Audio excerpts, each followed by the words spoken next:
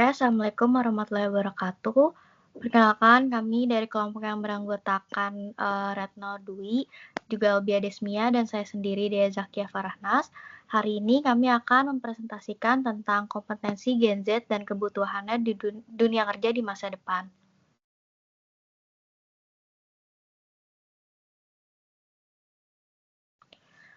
Nah, generasi Z atau Gen Z adalah kelompok yang lahir di tahun 1997 hingga 2012 dan mereka tumbuh di era digital sejak kecil.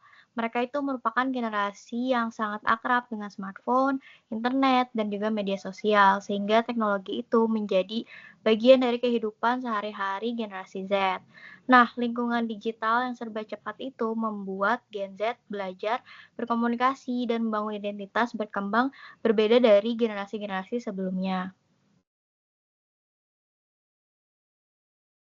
Nah, generasi Z itu dianggap sebagai digital natives yang cepat beradaptasi secara inovatif dengan berbagai perangkat dan platform digital.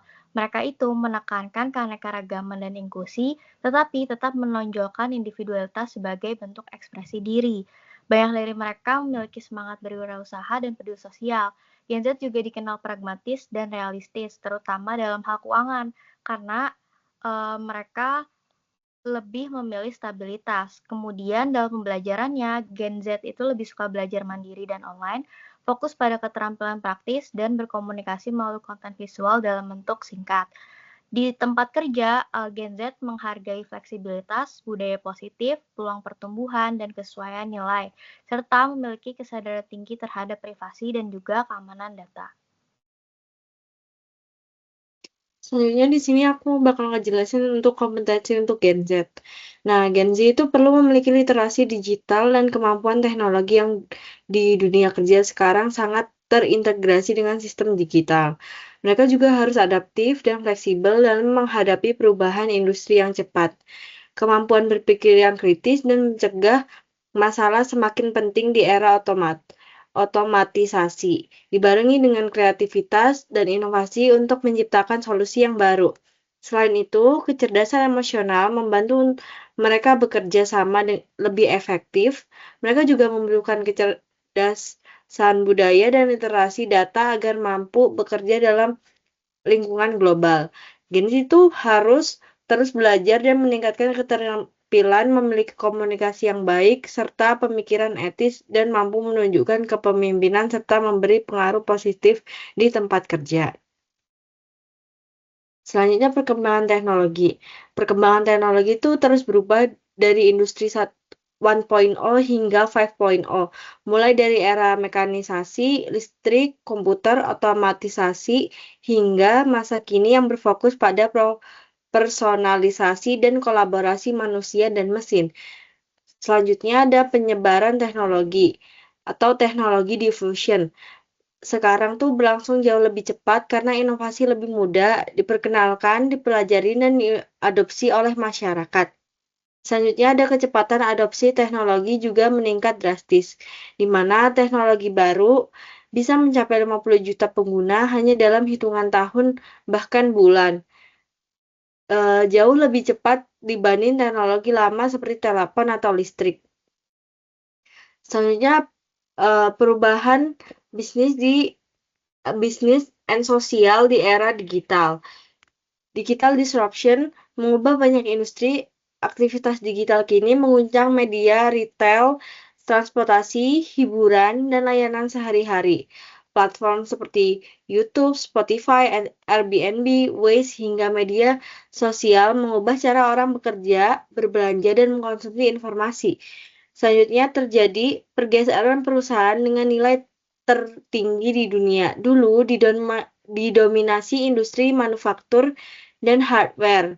Kemudian bergerak ke perusahaan software, platform digital, hingga kini dikuasai perusahaan teknologi besar seperti Apple, Microsoft, Alphabet, Amazon, dan Meta.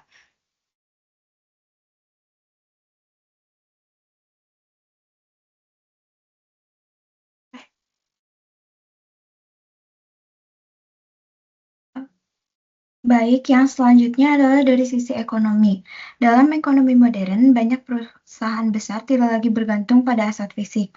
Platform transportasi terbesar tidak punya kendaraan, platform belanja terbesar tidak punya gudang sendiri. Kita memasuki era platform-based economy, di mana nilai utama berasal dari teknologi dan juga data. Karena itu, perusahaan seperti Apple, Microsoft, Amazon, dan Alphabet yang disebut hyperscalers berada di puncak kapitalisasi pasar.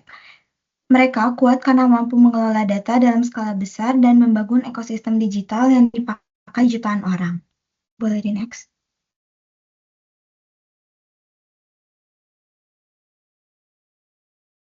Yang selanjutnya adalah jobs dan future workforce. Perubahan ekonomi dan teknologi ini membuat dunia kerja ikut berubah.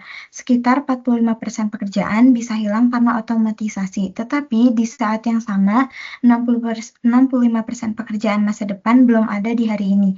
Dampak globalnya, 400 juta pekerjaan terdampak, namun 890 juta peluang baru muncul, terutama di bidang teknologi. Karena itu, skill yang dibutuhkan sekarang bukan hanya teknis, tetapi juga digital skill, data ethics, analytical thinking, dan problem solving.